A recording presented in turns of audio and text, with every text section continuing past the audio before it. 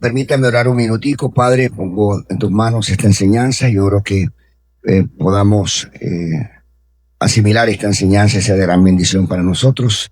En el bendito nombre de Jesús te lo pido, Señor. Amén y amén. Bien, ¿qué recuerda usted del arca? No sé si podemos mirar un momentico, recordar la definición, que el arca, eh, mostramos una imagen del arca también. Decíamos que el arca simboliza la presencia de Dios, ¿verdad? Que el pueblo de Israel la llevaba de batalla en batalla y la tomaban simbólicamente como la presencia de Dios, ¿verdad? Y a donde iban con esa arca, ellos ganaban todo. Era tan poderosa esa arca que el pueblo enemigo, en este caso los filisteos, quisieron tener el arca y alcanzaron a tenerla. Y una de las maneras de obtener el arca es cuando precisamente el pueblo de Israel se debilita. ¿Cómo se debilitó el pueblo de Israel? ¿Sí recuerdan lo que decíamos? ¿Cómo se debilitó el pueblo de Israel? El pueblo de Israel se debilitó en ese contexto en el que fue capturada el arca, es porque el sacerdote Eli tenía dos hijos. El sacerdote Eli, que era el encargado de manejar el templo, tenía dos hijos que no eran tan consagrados. Esos muchachos abusaban del poder que tenía el papá, por decirlo así, la autoridad del papá, y hacían en el templo cualquier cantidad de desastres. Y podríamos decir entonces que descuidaron la presencia de Dios. Al descuidar la presencia de Dios, entonces el pueblo filisteo se sintió con la autoridad de ¿qué? De ir en contra de ellos, y dice allí que los vencieron. ¿Qué indica eso? Como para ir contextualizando con nuestros días. Eso indica que la presencia de Dios hoy no está en un arca de madera. La presencia de Dios hoy está ¿dónde? Está en nuestro cuerpo. O sea, nuestro cuerpo es como el arca de madera. Ahora, este es carne y hueso. Primera de Corintios 6:19 dice que nuestro cuerpo es templo de ¿qué? Del Espíritu Santo, ¿cierto? O sea que ahí lo dice. No era que vuestro cuerpo es templo del Espíritu Santo, el cual está en vosotros, el cual tenéis de Dios y que no sois vuestros, porque habéis sido comprados por precio de sangre. Pues glorificad pues a Dios en vuestro cuerpo y en vuestro espíritu, los cuales son de Dios. Ese glorificar pues a Dios con nuestro cuerpo, nuestro espíritu, es una manera de decirles que aunque este cuerpo es de nosotros y pudiéramos, entre comillas, hacer lo que quisiéramos, pues no es tanto así, porque la Biblia nos enseña a nosotros que los que somos cristianos, alguien pagó un precio por nosotros, y en el momento que nosotros reconocemos a Cristo como Señor y Salvador y Él entra a morar en nuestro cuerpo, entonces ya este cuerpo es templo de ¿qué? Del Espíritu Santo. Es como decir, esa arca de madera puede ser llevada a muchos lugares y donde va había victoria con esa arca. Pero cuando ya no se cuida la presencia de Dios, en este caso, cuando el pueblo de los israelitas, perdón, empezaron los hijos del sacerdote empezaron a hacer diabluras, por decirlo así, descuidaron la presencia de Dios, el enemigo se sintió con autoridad. Es lo mismo que pasa hoy con nosotros, como una manera de resumirle lo que hemos estado dando, es lo mismo que pasa hoy con nosotros. Nosotros somos personas que hemos reconocido a Cristo como Señor y Salvador, pero hay circunstancias en nosotros que nos van llevando a un punto en que nos descuidamos en la oración, nos descuidamos en la lectura de la palabra, nos descuidamos de pronto en muchos aspectos, ¿verdad? De tipo espiritual, y en la nos vamos descuidando con ese aspecto espiritual, el enemigo va ganando terreno en nosotros. No sé si me están entendiendo. Cuando digo nos va ganando el terreno a nosotros, no es que el diablo se nos está metiendo, ni mucho menos, nada que ver. Lo que está diciendo es que estamos dejando de hacer cosas que son fundamentales para nosotros y que sencillamente le van dando un terreno a la carne. El apóstol Pablo lo decía de esta manera. Romanos capítulo 8, puede mirarlo un momentico. ¿Qué dice Romanos capítulo 8? Dice, ahora pues ninguna condenación hay para los que están en Cristo Jesús, los que andan conforme a la carne, sino conforme al Espíritu. Porque la ley de vida en Cristo Jesús me ha librado de la ley del pecado y de la muerte. Porque lo que es imposible para la ley, por el cual era la ley por la carne, Dios ha enviado a su Hijo semejanza de carne y pecado, a causa del pecado, condenó al mundo en la carne. Puedes avanzar al versículo donde habla, creo que es el versículo 11, 12, donde habla que los que son de la carne piensan en las cosas de la carne y los que son del Espíritu, como para que vayamos avanzando un poquito. El 5, vete al 5. Dice, porque los que son de la carne piensan en las cosas de la carne, pero los que son del Espíritu en las cosas del... Mire que Espíritu está con E grande, quiere decir Espíritu Santo. De las personas que son de Dios, las personas que tienen el Espíritu Santo adentro, piensan en las cosas del Espíritu. Entonces, una persona que es cristiana, que tiene el Espíritu Santo dentro de sí, no anda pensando en llenarse de TikTok todo el día o está viendo novela todo el día. O sea, que tiene más disponibilidad para ver novelas y para TikTok que para leer la Biblia o que para orar. Entonces, imagínate una persona que pasa a pegar todo el día a un televisor o al celular todo el día en TikTok, pero va a agarrar la Biblia y le da sueño. Está mal. Y no es que el diablo se le mete, sino que se lo va apagando, lo va apagando, lo va apagando y lo lleva a un punto en que literalmente es cristiano porque viene a la iglesia y lo ven en la iglesia cristiana. Pero cuando está en su casa es una persona completamente diferente, no ora, no lee la Biblia, es una persona gritona, pelea, discute, solamente se serena es cuando viene el domingo a la iglesia, del resto es un mundano completo. Entonces ahí se le da una oportunidad al enemigo para que el enemigo que empiece a atar, atar hasta tal punto que esa persona se va yendo a un mundo que Romanos capítulo 1 lo confiesa, lo dice, y es que las personas que tienen conciencia de que Dios existe pueden ver a Dios en las cosas creadas. Pero llega un momento en que la gente se va entenebreciendo y llega un momento en que va cayendo en un estado de entenebrecimiento que cambia la costumbre de las cosas. Entonces empiezan a tener algún tipo de circunstancias, a adorar ídolos en vez de adorar al Creador, ¿verdad? Empiezan a caer en circunstancias hombre con hombre, mujer con mujer, cambian el uso natural de las cosas, ¿verdad? Porque es contra la naturaleza y cuando viene a ver, esa persona de cristiano solo le queda ¿qué? Le queda el nombre. Entonces, en ese sentido, resumiendo lo que estaba diciendo del arca, uno puede encontrar entonces a lo largo de la historia, repito, yo hice una introducción el domingo muy general, no tan detalles, vamos a seguir hablando del tema porque eso da para hablar bastante, pero cada tema que tratemos vamos a hacer la aplicación a lo que podría ser hoy. Y en este caso lo que tratamos de decir es que el arca es la presencia de Dios en nuestras casas y que esa presencia de Dios hoy en nuestras casas está dada a través de qué? De nuestras vidas rendidas a quién? A Jesucristo. Y que tratábamos de decir ese día también que cuando nosotros tenemos una célula en casa, un grupo de oración en casa, es una manera de llevar la presencia de Dios que ahí, a esa casa, a ese lugar, ¿verdad? A esa familia. Y hablamos de algunas familias que habían tenido el arca, hablamos de la casa de quién hablamos primero, hablamos de la casa de Elí, el templo, Elí, los hijos, no hicieron una valoración correcta de eso. Hablamos de quién más. Hablamos de los filisteos que la tuvieron de manera incorrecta. ¿Se acuerdan ustedes que establecieron la presencia de Dios en el templo de Dagón?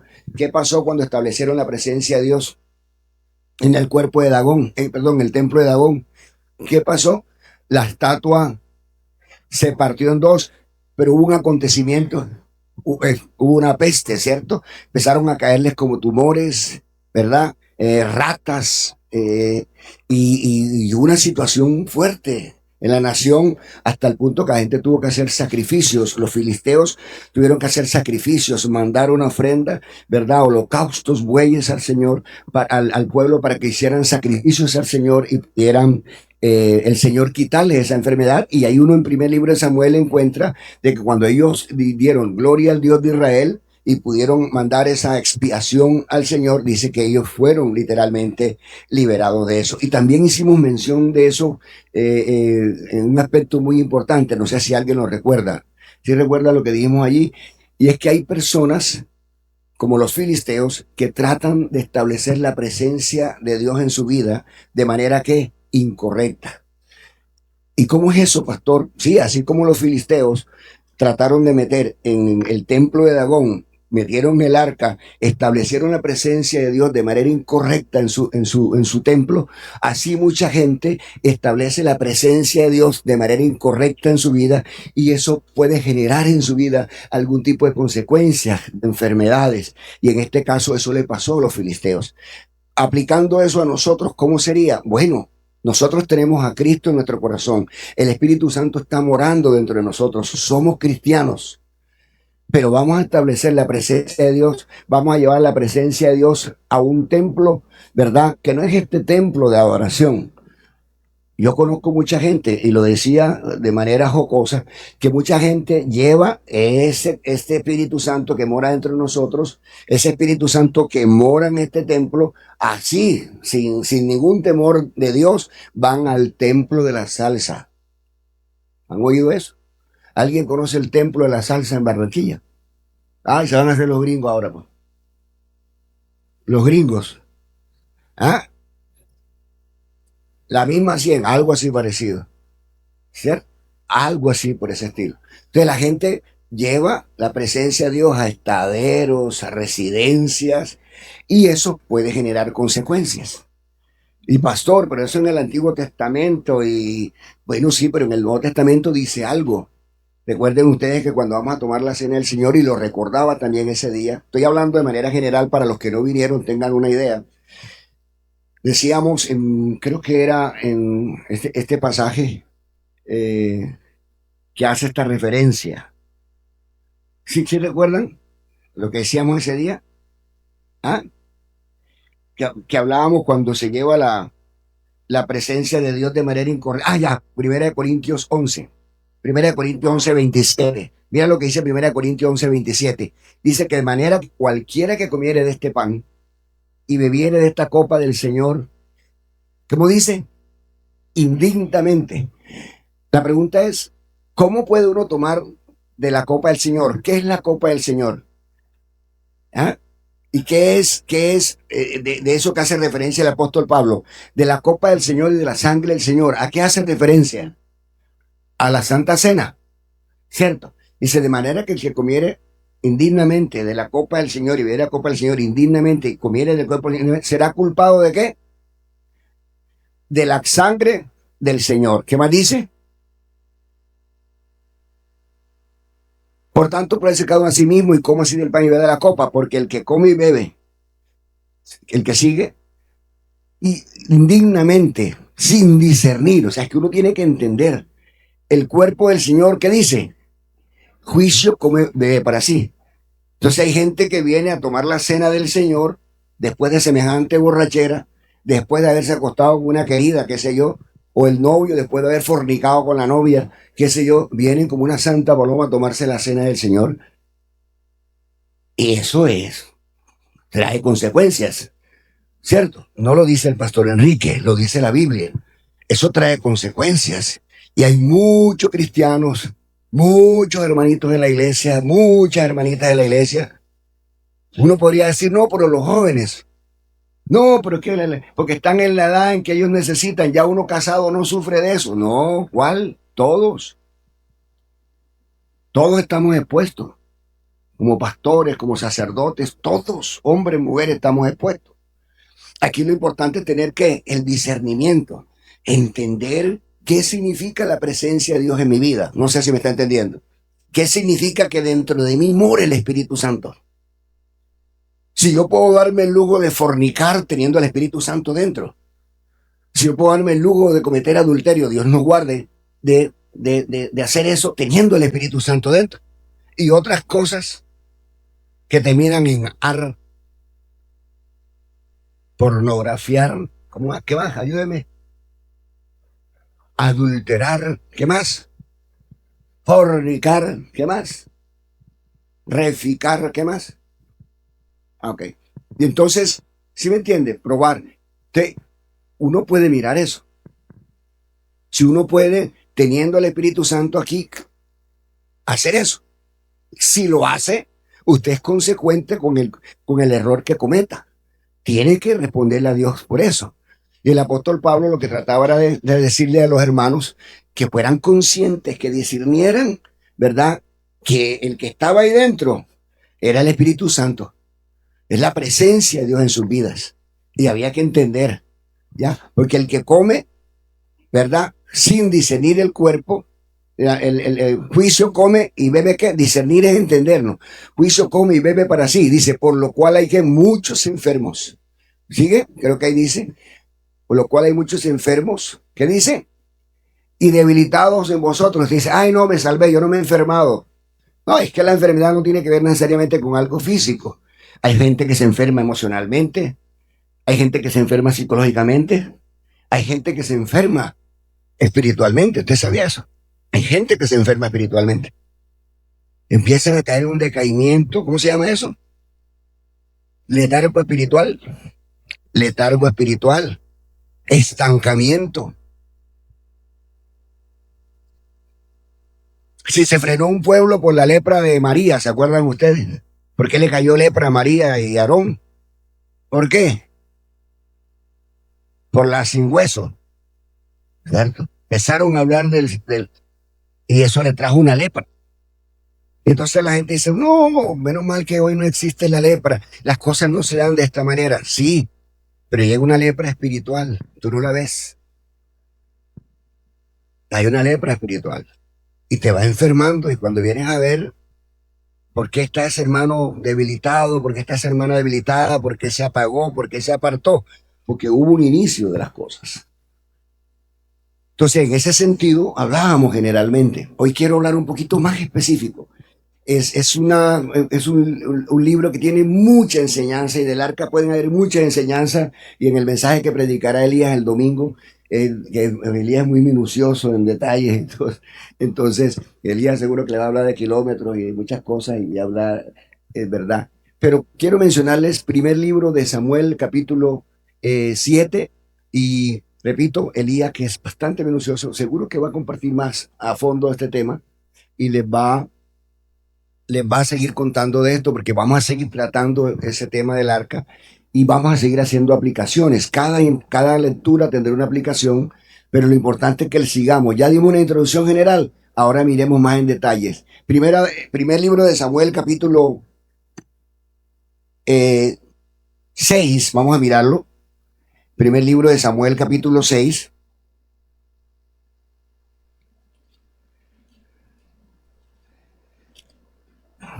Ya lo leí el domingo pasado, pero quiero detenerme un poquito allí, porque hay datos interesantes allí que quiero que lo veamos.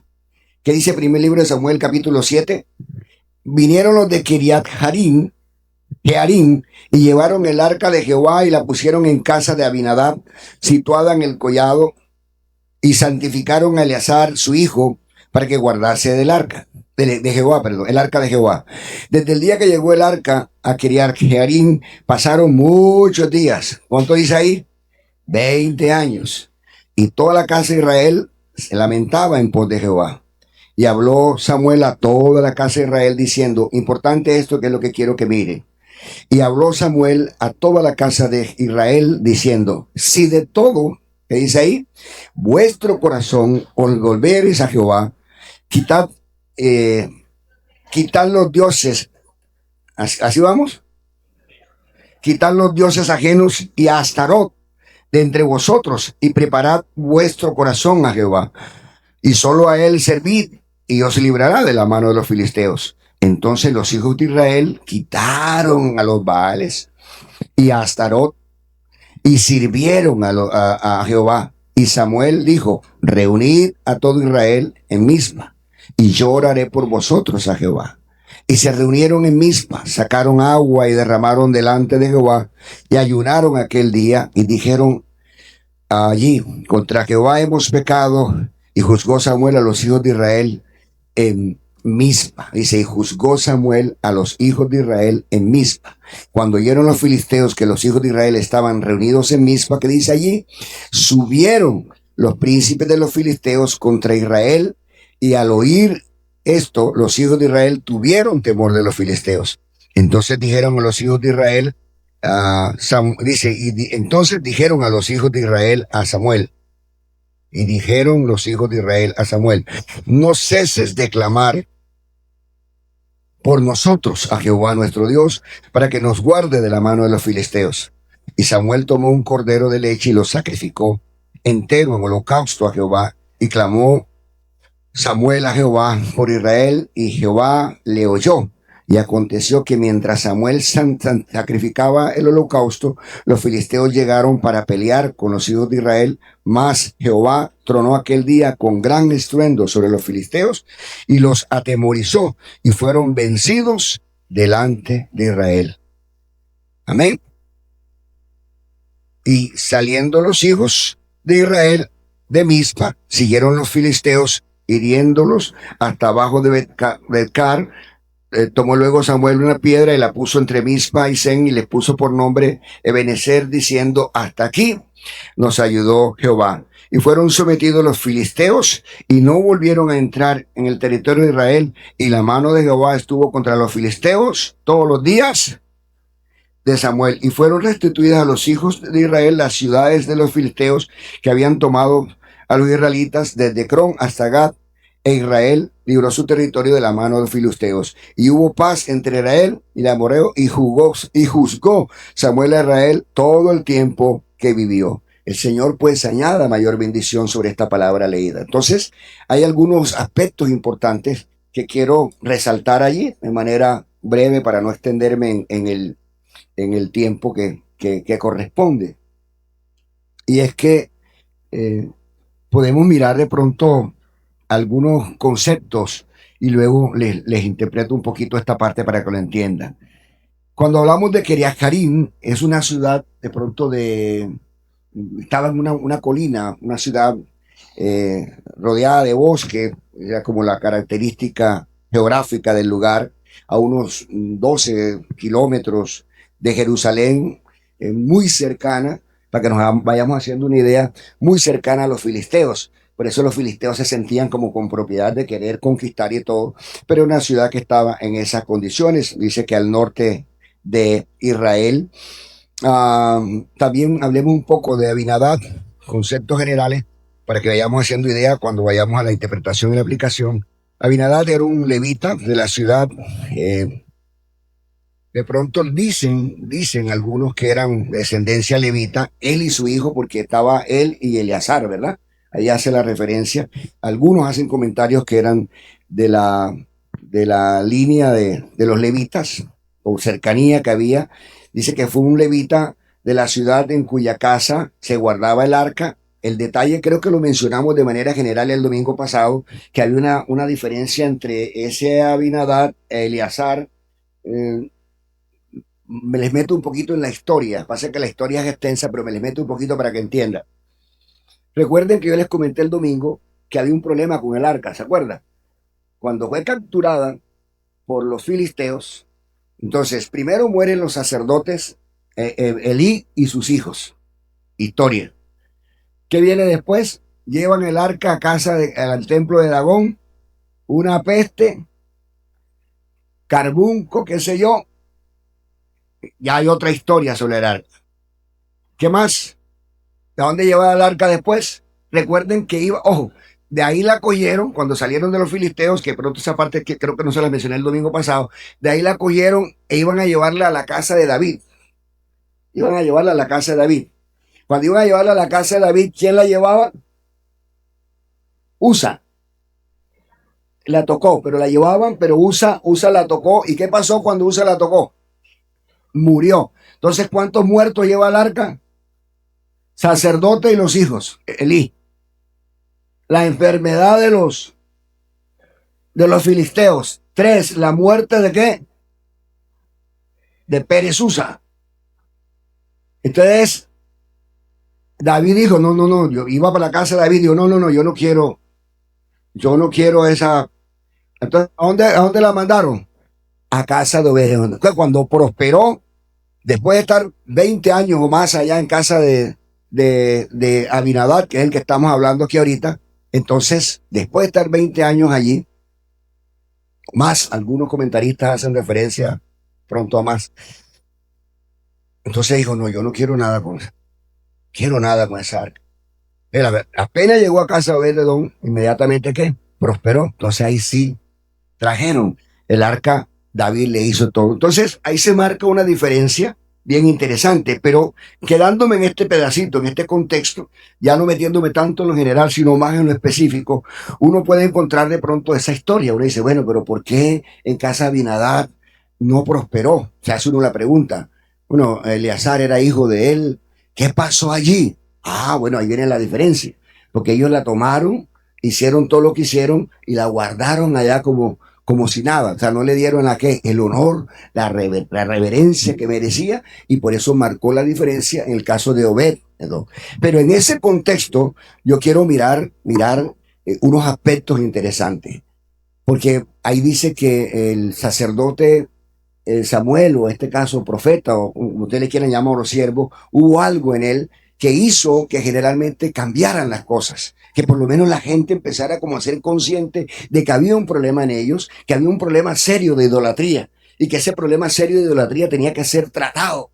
Entonces ahí lo lleva uno a pensar que es importante en la vida de una persona el sacerdote, y ahí es donde yo quiero llegar. Y es que los sacerdotes de una casa somos los varones. Los sacerdotes de la casa son los varones. Y donde no hay varón, entonces ¿quién ocupa el papel? Si no hay un varón, sino que hay una varona, y esa varona es cristiana, entonces esa varona tiene que asumir. Y si la varona no está consagrada y un hijo está consagrado, alguien tiene que asumir. Pero es importante que haya un sacerdocio en la casa para que la presencia de Dios pueda ser llamada. ¿Me hago entender? Es ahí donde yo me quiero quedar. Porque si usted mira el contexto, vamos a mirarlo, versículo capítulo 7. Léalo conmigo. Vinieron los de Kiriajarim, una ciudad boscosa, como les decía, y llevaron el arca de Jehová y la pusieron en casa de Abinadab. Ya sabemos quién es Abinadab, situada en el collado o la colina, dirán algunos, y santificaron a Eleazar. Esa parte de santificar es importante, repito, la historia es extensa, pero les trato de simplificar para que ustedes entiendan. ¿Cómo así que santificaron? ¿Quién tenía la autoridad para santificar? Si los que santificaban eran los sacerdotes, y el sacerdote Elí había muerto. ¿Sí están entendiendo? El sacerdote Elí murió. ¿Quién quedó que pudiera santificar eso? ¿Aló? ¿Quién quedó? Samuel podía santificar eso. Pero antes de Samuel, es que eso no fue que ayer murió y Samuel llegó enseguida, pasaron años. ¿Qué pasó en ese proceso? ¿Quién tomó la autoridad para santificar? Es ahí donde está la diferencia. Ahí donde viene la diferencia entre Abinadab y quién, y Obed. Porque Obed sí era un levita, ¿cierto? Venía por la línea de descendencia de Coré. Ese sí era un levita. Pero ¿quién consagró a los otros? Resulta que Eleazar no fue contratado para ser un sacerdote, que el mismo pueblo, imagínate, quien hacía los nombramientos era la gente del pueblo. Se reunía la comunidad y la gente de la comunidad decía, bueno, cojamos a fulano de tal para que sea el celador, algo así más o menos por el estilo. Cogemos a fulano de tal para que sea el custodio del arca. No la podía custodiar cualquier persona. Quien la custodiara tenía que ser una persona con autoridad, alguien que le delegara la autoridad. Pero si no había sacerdote en ese momento, porque Samuel aparece, pero él era sacerdote, Eleazar era sacerdote. En ese momento fue una delegación que se le hizo a Eleazar. No era un sacerdote, no iba a oficiar nada, el arca tenía que estar ahí. Entonces ahí marcó la diferencia. Como él era un custodio, un cuidandero, entonces no le dio como mayor cuidado al arca. Cosa diferente cuando pasó a manos de ¿quién? De Obed. Ahí sí recibió toda la atención. Entonces ahí me quedo un poquito en la historia, pero avanzo. Pues vamos a seguir hablando del tema, se habrá más detalle de eso. ¿Vamos dónde? Versículo 3, 2. Dice, aquí. Se pusieron en casa de Abinadab situada en el collado, y santificaron a Eleazar, su hijo, para que guardase el arca de Jehová. Ese santificaron no lo hizo un sacerdote. Oh, eso lo hizo la comunidad. Si miran los contextos, va a encontrar esa parte. Lo hizo la comunidad para que guardase el arca. Ojo, para que la guardase. No para que, ya. Y él no le dio la importancia. Desde el día que llegó el arca a Kiriat pasaron muchos años, dice ahí 20 años. Y toda la casa de Israel lamentaba en pos de Jehová. O sea, que la tuvieron por allá literalmente como un mueble viejo. Creo que lo comenté la otra vez. Y habló Samuel a toda la casa de Israel diciendo, entonces ahí es donde viene entonces el llamado de atención. Guardan el arca y no pasa nada. Y entonces, si no pasa nada, entonces alguien tiene que llamar la atención. Cuando a mí me dicen que hay una célula en casa de fulano y esa célula no está pasando nada, hay que mirar qué está ocurriendo. Hay que orar, hay que sentarse, hay que mirar. Hay que mirar entonces el contexto alrededor, qué puede estar obstruyendo, qué puede estar pasando, y se va trabajando en función de eso. ¿Me hago entender? Pero por lo regular, siempre donde está la presencia de Dios hay bendición. Uy, me ericé, miren. ¿Me hago entender? Donde hay una célula, tiene que haber bendición. Pero ¿qué pasa? Hay que mirar. De 20 años guardada. ¿Qué estaba ocurriendo? ¿Qué estaba pasando? No se le estaba dando el trato correcto. Entonces, ¿qué pasa? El sacerdote. ¿Quién es el sacerdote? En este caso, ¿verdad? En el contexto de lo que estamos hablando, el sacerdote es el líder, hablando así, haciendo la comparación, guardando las proporciones. El líder del grupo, el líder de la célula, hace una, ¿verdad? Investigación, pero el sacerdote que está por encima de ese sacerdote puede ser su pastor, su líder de zona, qué sé yo, y en este caso, el que está por encima de nosotros, ¿quién es? Es Dios. Pero tiene que haber un proceso de mirar qué puede estar ocurriendo y encontrar. Pero quien tiene la responsabilidad que tomar una decisión respecto a eso, por eso que ustedes ven cuando los pastores en la iglesia tomamos una decisión sobre una célula, ¿verdad? A veces la gente no quiere. Cuando uno toma la decisión sobre una célula, a cambiarla de un lugar o llevarla a otro lugar o algo, no se trata necesariamente porque haya un pecado en la casa o algo por el estilo, sino que el pastor o los pastores o los líderes hacen un examen y uno la mueve. A uno le pasa a veces como el pescador.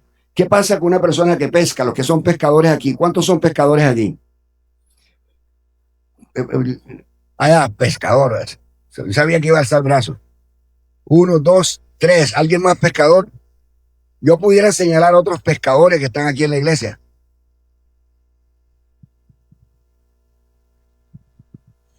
Más de un pescador aquí.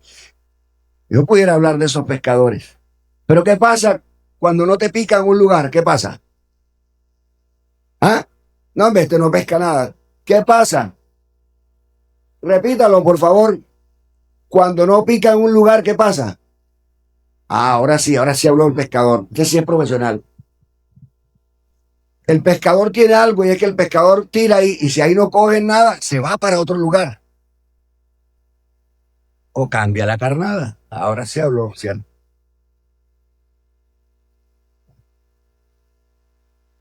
¿Cierto? No, pero ya eso ya de matarla. Entonces, ¿qué ocurre ahí? Cambia de lugar. Entonces, a uno como pastor le toca eso. Entonces, a veces cuando uno mueve una célula de un lugar porque quiere buscar un resultado, a veces la gente se pone como a querer como bloquear eh, la decisión muchas veces. ¿Y por qué? ¿Y qué hice? No se trata de que haya hecho nada malo a la persona, ni que, sino que uno trata de buscar, de que haya una manera de pronto de que se mueva más la cuestión. Pasa. Y eso hay que entenderlo, no es cuestión de uno, sino que en la Biblia está. En un lugar sí, en otro no, en otro sí, otro no, y uno tiene que hacerlo. Pero hay que entender que quien de una u otra manera hace que ocurran las cosas, ¿quién es? Uno, la persona que tiene una necesidad y clama a Dios.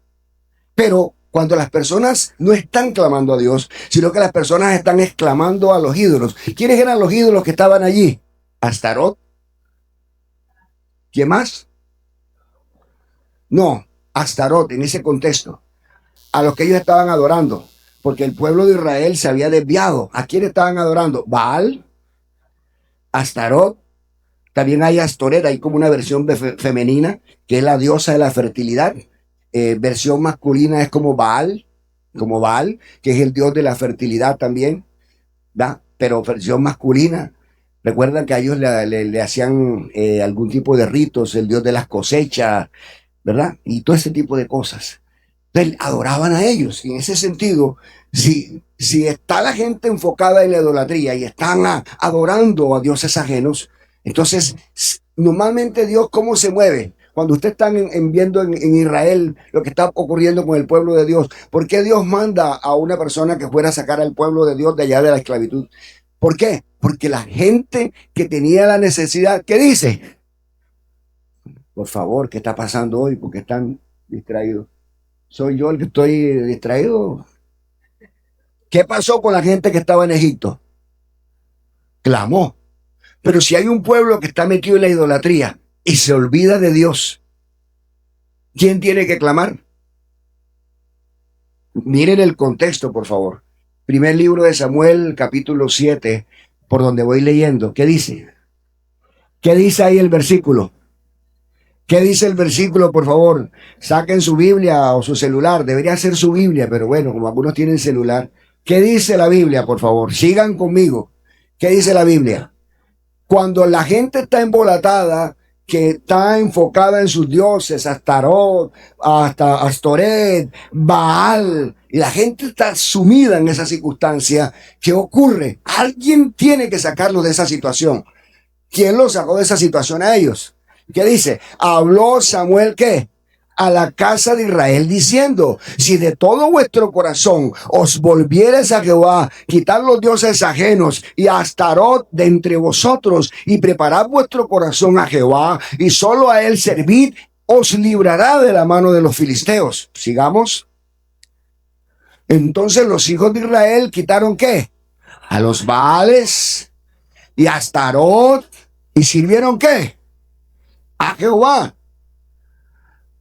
Y Samuel dijo, reunid a todo Israel. ¿Dónde? ¿Qué es Mizpa? Mizpa es una ciudad vigía, o sea, Mizpa era una ciudad vigía, como, ¿cómo podríamos decir? Cuando hablan de vigía, ¿qué entiende usted? ¿Vigilancia? ¿Ah? Ok. Torre vigía, atalaya. Estaba a 12 kilómetros de Jerusalén, lugar de reunión del pueblo, donde hacían reuniones especiales. En este caso el pueblo estaba siendo convocado ¿para qué? Estaba siendo convocado para que se arrepintieran ante Dios y se convirtieran a Él, alejándose ¿de qué? De la idolatría. ¿Estamos entendiendo? Entonces, en ese sentido, sigamos por favor con la proyección allá de los versículos para ir redondeando. Se reunieron y dice que sacaron agua y derramaron, que es simbolismo de llanto. Ayunaron aquel día y dijeron allí contra Jehová hemos pecado y juzgó Samuel a los hijos de Israel en Mizpa. Versículo 8. Cuando oyeron los filisteos, los hijos de Israel que estaban reunidos en Mizpa, subieron los príncipes de los filisteos contra él, y al oír esto los hijos de Israel tuvieron temor de los filisteos. Entonces dijeron los hijos de Israel a Samuel, no cesen de clamar por nosotros a Jehová vuestro Dios, para que nos guarde de la mano de los filisteos.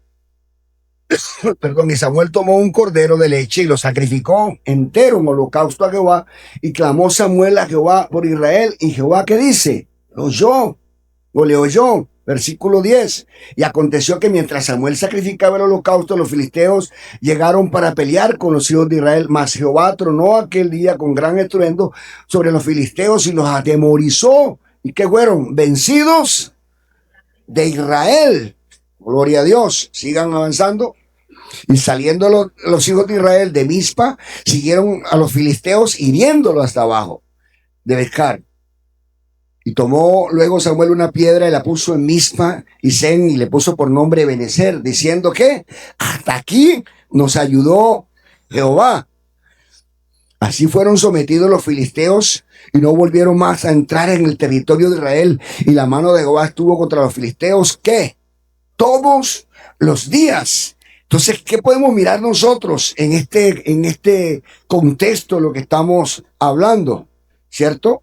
Y si hacemos un pequeño resumen de lo que hemos dicho a lo largo de la enseñanza del domingo pasado, y es que la gente no valoró en ese contexto de Abinadab, ¿verdad? De cuando el arca estaba en casa de Abinadab, no valoraron. ¿Por qué? Porque el arca la tuvieron por allá metida, no le dieron el valor debido, se metieron a la idolatría, ¿cierto? Y realmente quedó el deterioro del pueblo hasta que el sacerdote pudo convocarlos y entonces hacer que despertaran. Entonces, ¿qué podemos mirar allí en ese aspecto?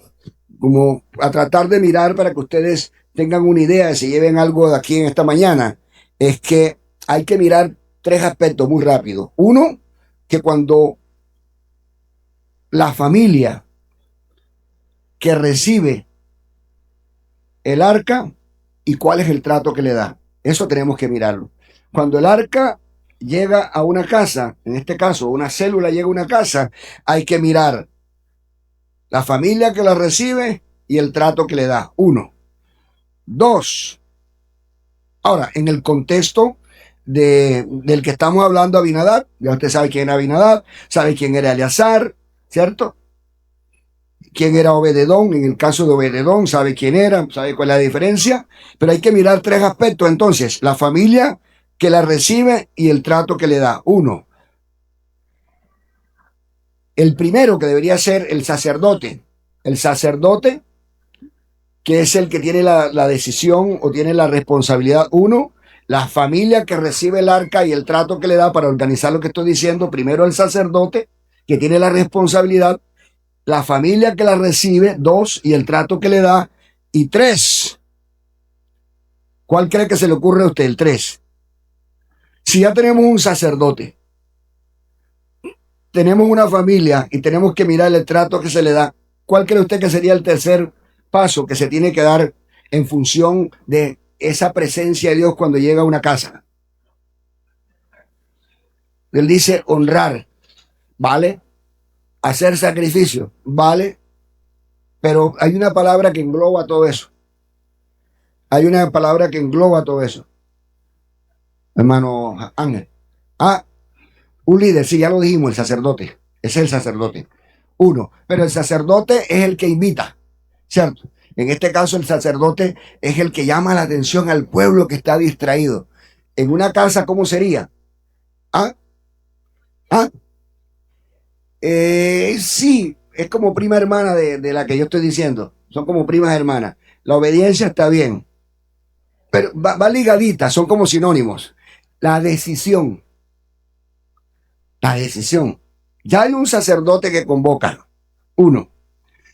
Dos, ya hay una familia a la que llegó.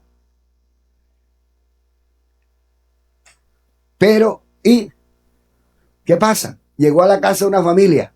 Pero fíjate que llegó a la casa de Obed, a la casa de Eleazar, o a la casa de Abinadab en este caso, y no pasó nada. ¿Por qué no pasó nada? Miras tú la familia de Obed-Edom y sí pasó algo. Entonces, está el sacerdote, pero ¿qué clase de sacerdote es? Por eso me he tomado el trabajo de mostrarle a los sacerdotes, por eso he hablado de Leví, del caso de Don Eteo, de la línea que viene, por eso estoy hablando de Eleazar, para que ustedes vayan haciendo el balance. Entonces resulta que llegó la presencia de Dios a una casa, pero ¿cómo es el sacerdote de esa casa? ¿Va a valorar la presencia de Dios en la casa de ese sacerdote? No sé si me están entendiendo. ¿La va a valorar? ¿De quién depende que lo valore? Porque Obededón valoró, pero en la casa de Eleazar o en la casa de Abinadab en este caso, ¿qué pasó? ¿Qué ocurrió? Sí obedeció, claro, él obedeció, pero ¿qué pasó? Cogió el arca y ¿qué? La guardaron. En el caso de Obed-Edom, las cosas fue diferente y ahí avanzaron. Pero acá hubo ¿qué? Un sacerdote, hubo una buena familia, hubo una decisión y hubo un arrepentimiento en eso. Porque la decisión tiene que ver con ¿qué? Con obediencia. La decisión tiene que ver con ¿qué? Con arrepentimiento. Y en el contexto en el que estamos, el sacerdote inicia un proceso en la gente, pero el proceso después se detiene porque la gente también sigue otra vez metiéndose en el asunto, otra vez de la idolatría. Y es la vida constante de las personas que creemos, que hay gente que cree y Dios le da una bendición hoy, está contento, se va con la bendición, pero al día siguiente uno se encuentra con el hermano por allá arrumado. ¿Y cómo está, hermano? No, aquí la verdad es que estoy un poco desanimado, no he ido a la iglesia. Pero ¿qué pasa si usted es un siervo de Dios, usted es una sierva de Dios? ¿Qué le está pasando? No, hermano, es que ha tenido muchas pruebas. Sí, pero todos tenemos pruebas, lo que hay es que sacudirnos y levantarnos y avanzarnos, porque la decisión tiene que venir de alguien. Amén.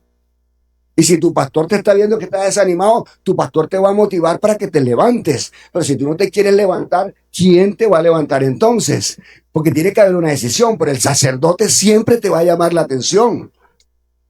Sea porque sea porque te estés desviando, sea porque pasas muy metido en el televisor, sea porque estés haciendo algo indebido, sea porque comenzaste una relación indebida, el sacerdote te va a llamar la atención para que no te apagues. En este caso, Samuel está llamando la atención para que la gente reaccione. Pero la gente está metida ¿en qué? En idolatría. Ahora, te dice, no, pero yo no soy idólatra, pastor. Hay que ver. Yo no soy idólatra, hay que ver. Porque yo conozco cristianos que son el fútbol por encima del culto, la playa por encima del culto. Hay mucha gente cristiana que endiosa muchas cosas. Endiosa a la novia, endiosa al novio, endiosa al esposo, endiosa el trabajo. Hay algunos que les toca, como algunos que les toca los domingos trabajar, ya es otra cosa diferente. Pero hay gente que pone muchas cosas por encima de Dios. Y en este caso está el sacerdote, está la familia donde llega, pero es decisión de la familia si la presencia de Dios allí la pone a un lado o la presencia de Dios le da el valor necesario, correcto, el debido, para que Dios sea glorificado y Dios sea exaltado. No sé si están entendiendo eso. Si lo entendió, diga amén. Amén. Yo estoy viendo a la hermana como cuando mi hijo pequeño estaba así, que quería decirle algo al papá y se ponía así. Ya uno sabía que Esteban quería algo.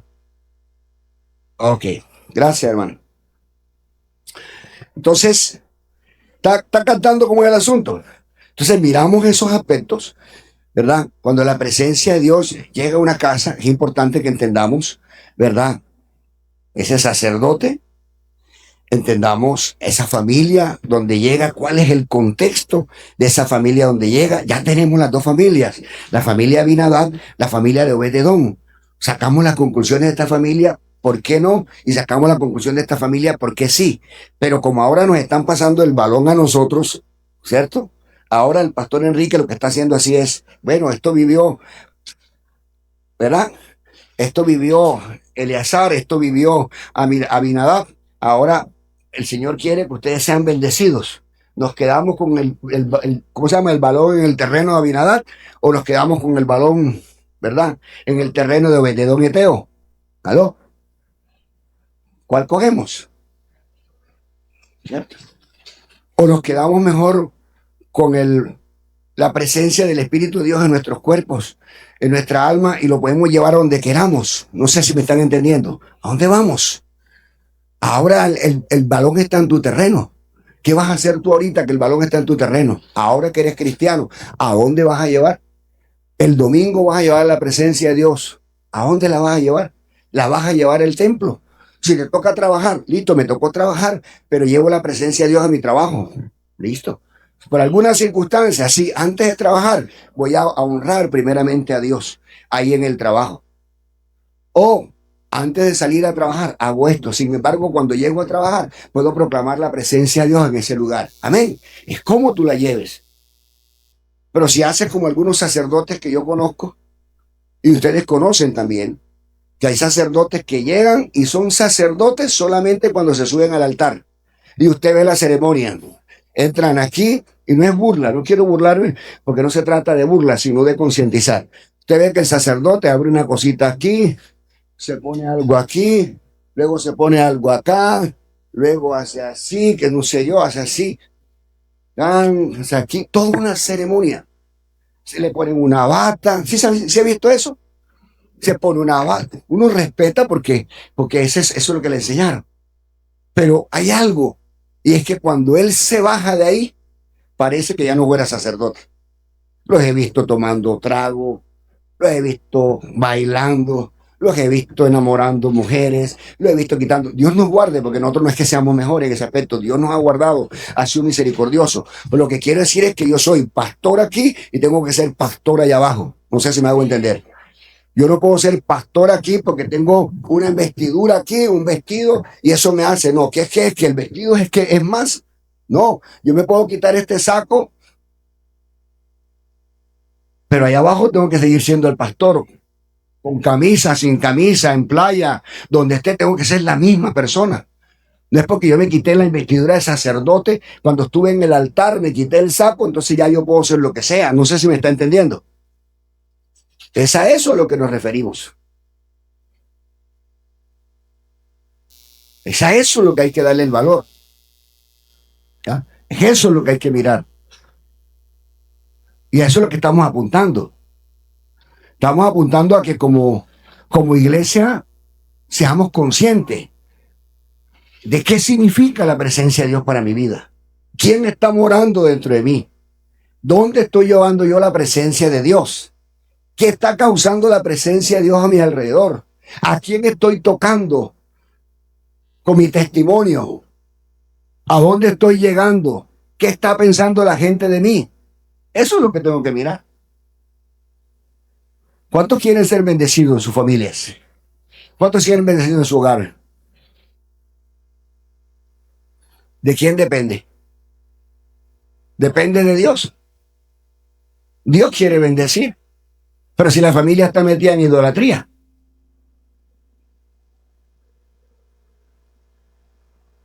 si la familia está metida en idolatría, ¿qué podemos hacer nosotros? Como hijos a veces queremos quitar las imágenes, pero es nuestra madre, o nuestro padre, o nuestro familiar quien toma la decisión y hay que respetarlo.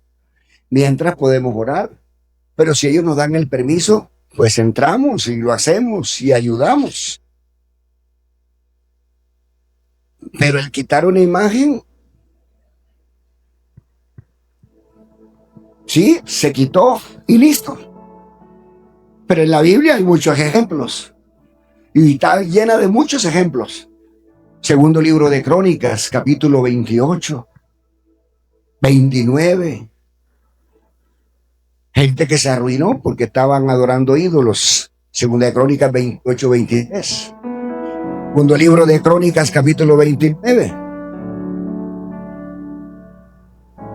Cambió el concepto de lo que estaba pasando en Segunda de Crónicas 29 porque alguien tomó la decisión. Diga conmigo, sacerdote. Y alguien que no era sacerdote, porque los sacerdotes andaban descarriados. Segundo libro de Crónicas 29. Alguien que no era sacerdote tomó el lugar. ¿Quién era? Un rey llamado Ezequías. Y Ezequías convocó a los sacerdotes. Ezequías, segundo libro de Crónicas 29, ahí está. El rey Ezequías dijo, sacerdotes, mírenlo para que vean. Segundo de Crónicas, capítulo 29, versículo 3. Digo, sacerdotes, santificaos, santifiquémonos. Voy a leerlo textualmente para que vean Segunda de Crónicas 29. Santifiquémonos, limpiemos la casa del Señor. Limpiémosla. Duraron como 16 días limpiando la casa. Restauremos las puertas que están caídas porque habían cerrado el templo. Confesemos, limpiémonos. Como eran idólatras, la invitación fue, rompamos las imágenes. Rompieron las imágenes, pero no es suficiente con romper las imágenes. limpiaron, rompieron las imágenes. Pero ¿sabe cómo empezaron a cambiar las cosas? Porque empezaron a proclamar la presencia de Dios. Se santificaron, restauraron la adoración al Señor, establecieron la alabanza, la adoración, la ofrenda, y en la vida en que hicieron eso, empezaron a cambiar las cosas. Y usted empieza a ver cómo cambió todo, cómo empezó a prosperar todo desde el momento en que hicieran eso. ¿Es importante el sacerdote? ¿Aló? ¿Es importante el sacerdote? ¿Es importante la casa? ¿Es importante tomar una decisión? Sí. Esa decisión tiene que ver con arrepentimiento. Y cuando la persona se arrepiente, ahí está, oídme levitas, santificaos. Era lo mismo que decía Samuel. ¿Qué decía Samuel? Hey, tomemos decisiones. Hagámoslo. No es cuestión de que vamos a quebrar las imágenes y ya. No, no, no, no, no. Te puedes partir los santos, pero si no hace la limpieza. Si parte los santos y recoge, sí, está bien. Pero aparte de limpiar los santos hay que tomar una decisión personal, santificarse, restaurar la presencia de Dios en su vida. Y eso está por todo el Antiguo Testamento. Caso de Elías. Mire Elías también, primer libro de Reyes 18. Los que estaban adorando a Baal. Y Elías hace una invitación también. Vamos a santificarnos, vamos a buscar a Dios, es Dios. Y empezaron a restaurar, ¿qué? El altar. Y cuando empezaron a restaurar el altar, ¿qué pasó? Vino la presencia de Dios. Y cuando vino la presencia de Dios, vinieron los milagros. Vino una manifestación poderosa del Señor manifestada en fuego. No sé si me están entendiendo. ¿Qué queremos? ¿Queremos la presencia de Dios en nuestras casas? Sí, la presencia de Dios puede llegar a nuestras casas. Pero la única manera en que la presencia de Dios puede llegar a nuestras casas es que nosotros llevemos esa presencia a Dios. Alguien, digan amén. Alguien más puede llevarla a través de una célula, a través de un grupo. Pero hay que ver cómo la recibes. Si la recibes bien, el mismo Jesús lo decía. Si usted va a una casa a llevar la palabra, ¿dice eso o no dice eso Mateo? Si usted va a una casa a llevar la palabra, creo que es Lucas capítulo 10. Si usted va a una casa a llevar la presencia de Dios y en esa casa lo reciben, ¿qué dice? ¿Qué dice? Que la presencia de Dios, que la bendición de Dios se quede ¿qué? En esa casa. Pero si en esa casa, ¿qué dice? No lo reciben, ¿qué dice? Límpiense y vaya. Porque la bendición que iba para esa casa se va con usted. Esa casa no la recibió, pero usted lleva esa bendición con usted y la va a llevar a otro hogar que si quiera escuchar. ¿Sí está entendiendo cómo es eso? Qué bueno que ya me entendió, póngase de pie. Y si no le quedó claro hoy, el otro domingo le va a quedar más claro. Y el otro domingo le va a quedar más claro. Hasta que finalmente diga, amén, gloria a Dios.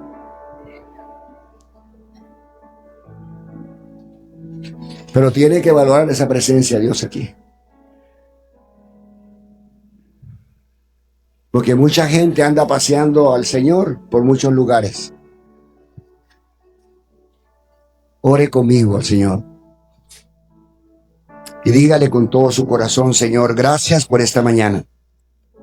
Entiendo por tu palabra que es importante el sacerdote, que es importante la casa, pero que es importante que tomemos una decisión. Y cuando tomamos la decisión, entonces podemos ver la bendición. Te bendigo en esta mañana, Señor.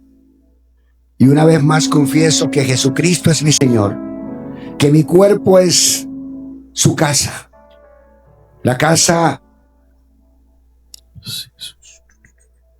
que es llena por el Espíritu Santo. Hoy te abro mi corazón, Señor, lléname con tu Espíritu Santo. Perdona mis pecados, límpiame, santifícame. Úsame, Señor. Úsame, Padre. Que yo pueda llevar tu presencia a muchos lugares. Guarda mis pies, sean gratos mis pensamientos, mis sentimientos, las meditaciones de mi corazón. Afirma mi corazón para que tema tu nombre, Señor. Afirma mis pies para no desviarme de tus propósitos, Señor. Haz señal conmigo para bien, Señor. Y véala a mi familia para que puedan alabar tu nombre. Tu palabra dice, Señor, en el Nuevo Testamento, en Mateo 5, versículos 14 y 15, que nosotros somos luz y que la luz debe alumbrar en medio de las tinieblas, para que los que están en casa, dice la palabra, vean vuestras buenas obras y alaben a Dios por las obras que Dios ha hecho en nosotros. Pídale eso al Señor, dígale, Señor, yo quiero eso para mí. Yo quiero que tu presencia sea como una luz resplandeciente en mi vida. Lléname de tal manera que yo pueda llegar a los hogares que están en tinieblas, que necesitan un toque de tu espíritu. Y las familias sean transformadas, las personas sean transformadas. Dígale al Señor, úsame, Señor, para tu gloria y para tu honra. Que la casa donde yo llegue, Señor, en la casa, Señor, donde tú me acompañes, las familias sean prosperadas, sean bendecidas. Dígaselo así al Señor. Lléname de tu espíritu, Señor. Lléname de tu espíritu. Y úsame para tu gloria y para tu honra, Señor. En el nombre de Jesús, Señor. Entra en mi casa, el arca de tu presencia. Entra en mi casa, el arca de tu presencia. Aleluya. Así como Obed-Edom, preparé tu presencia, mi Aleluya. habitación. Así como Obed-Edom, Aleluya. preparé tu presencia, mi habitación. No me moveré, Aleluya. aquí me quedaré. Tu presencia guardaré. No me moveré, aquí me quedaré. Tu presencia guardaré.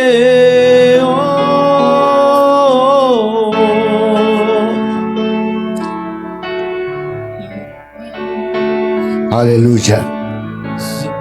Padre, bendigo a mis hermanos, a mis hermanas que han decisión hoy, Señor, de cuidar esa presencia de tu espíritu en sus corazones.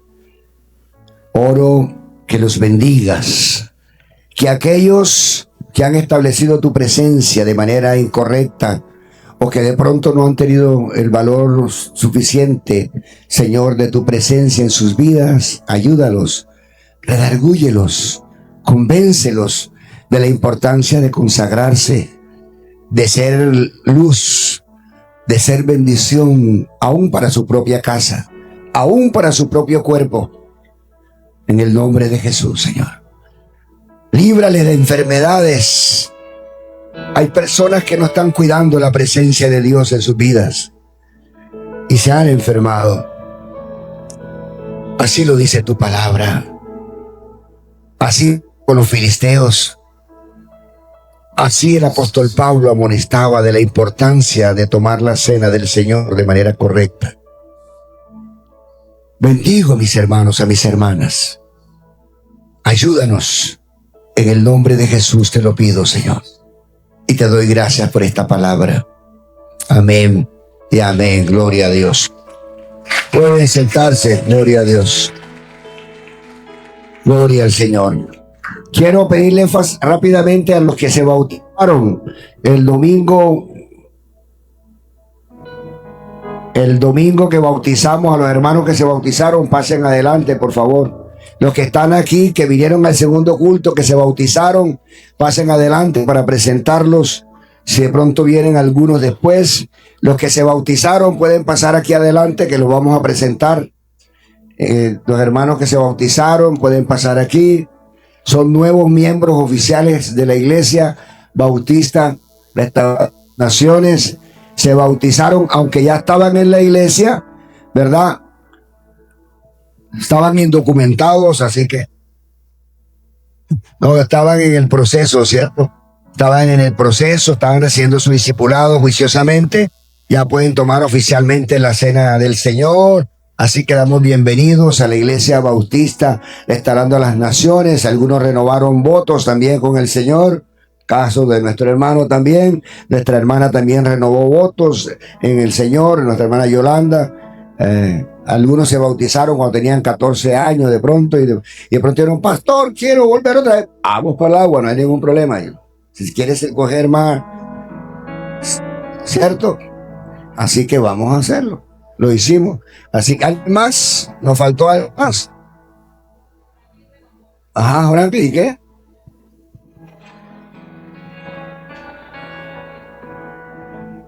Yo me casé hace ¿cuántos años me casé? Hace 30 años, me voy a renovar otra vez. Si Dios me da salud y vida, voy a renovar otra vez. Y con mayor fuerza, porque ese día que yo me casé estaba como nervioso. Yo me acuerdo que le di un poema a mi esposa, le dije,